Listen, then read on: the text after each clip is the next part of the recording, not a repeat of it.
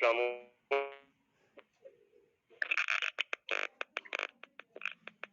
سیدنا ابو بکر صدیق رضی اللہ تعالیٰ عنہ عنوان فتح انباریہ جنگ ذات العیون۔ اپنے ہینڈ فری ٹھیک کر ایرانیوں نے انبار میں لشکر عظیم فراہم کر کے شیرزاد والی صاحبات کو اس لشکر کا سپہ سالار بنایا تھا۔ سیدنا خالد بن ولید ہیرا میں اس اجتماع کی خبر سن کر ہیرا سے انبار کی طرف روانہ ہوئے۔ شیرزاد کے نے انبار کی فصیل کے باہر مٹی کا دمدمہ بھی تیار کرایا لیا تھا۔ وہ عربی لشکر کا مقابلہ کرنے کے لیے ہر طرح تیار و مستعد تھا۔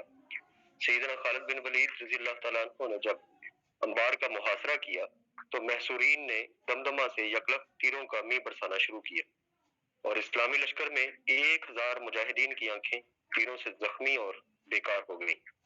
لیکن لشکر اسلام اور اس کا شیر دل سپہ سالار ایسا نہ تھا کہ تیروں کی بارش اس کو روک سکے۔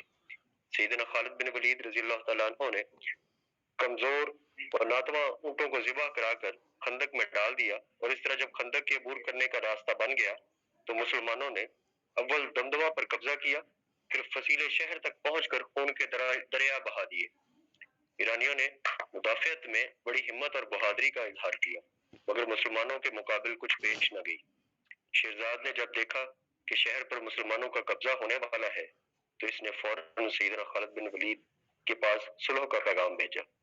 سیدنا خالد بن ولید نے جواباً کہلا بھیجا کہ شیرزاد اپنے چند مخصوص ہمراہیوں کے صرف 3 دن کا سامان رسد لے کر اگر شہر سے نکلنا چاہے تو ہم اس کو جانے دیں گے۔ چنانچہ ایسے ہی ہوا۔ شیرزاد شہر چھوڑ کر نکل گیا اور سیدنا خالد بن ولید فاتحانہ شہر میں داخل ہوئے۔ ایرانیوں نے اسلامی لشکر کے مقابلہ کے لیے جا بجا فوجی تیاریاں مکمل کر رکھی تھی۔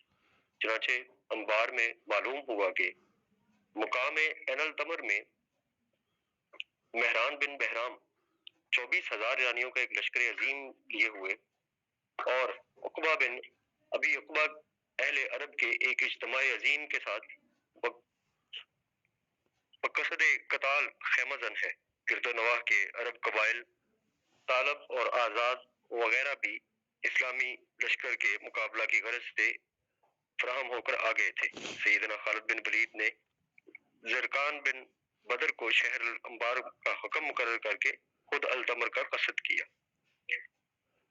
سیدنا ابو بکر صدیق رضی اللہ تعالیٰ عنہ عنوان فتح عین التمر۔ عقبہ بن عقبہ نے سیدنا خالد بن ولید رضی اللہ تعالیٰ عنہ کے قریب پہنچنے کی خبر کہا کہ عربوں کی لڑائی کو عرب ہی خوب جانتے ہیں، لہذا آپ اول ہم کو اسلامی لشکر کا مقابلہ کرنے دیجیے۔ مہران نے اس بات کو بخوشی قبول کر لیا۔ عقبہ سب سے پہلے میدان میں نکلا۔ سیدنا خالد بن ولید نے اس کو فوراً زندہ گرفتار کر لیا۔ عقبہ کے گرفتار ہوتے ہی عقبہ کا تمام لشکر بھاگ کھڑا ہوا۔ بہت سے مفرورین کو مسلمانوں نے گرفتار بھی کیا۔ مہران بن بہرام پر اس نظارہ سے ایسی ہیبت طاری ہوئی کہ وہ قلعہ چھوڑ کر بلا مقابلہ فرار ہو گیا۔ عقبہ کی بھاگی ہوئی فوج نے ایرانیوں سے قلعہ خالی دیکھ کر فوراً قلعہ کے اندر داخل ہو کر دروازہ بند کر لیے اور اس طرح قلعہ بند ہو کر بیٹھ گئے۔ 4 روز کے محاصرہ کے بعد قلعہ پر بھی اسلامی لشکر کا قبضہ ہوا۔ عیسائی عرب جو مجوسیوں کے ساتھ مل کر لڑ رہے تھے مقتول ہوئے اور مال و اسباب پر مسلمانوں کا قبضہ ہوا۔